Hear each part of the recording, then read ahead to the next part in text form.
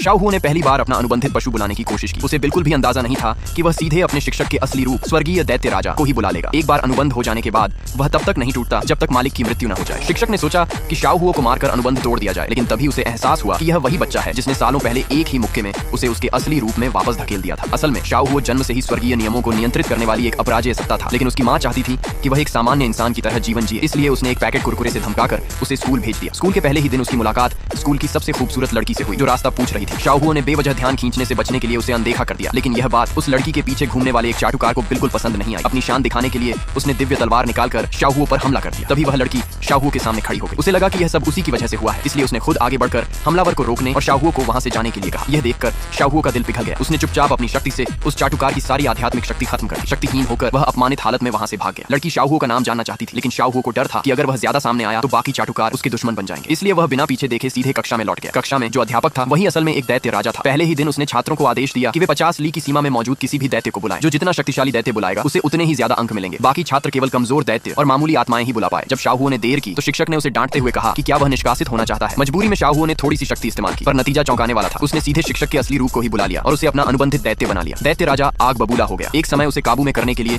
इंसानों को दर्जनों शक्तिशाली योद्धाओं की कुर्बानी देनी पड़ी थी।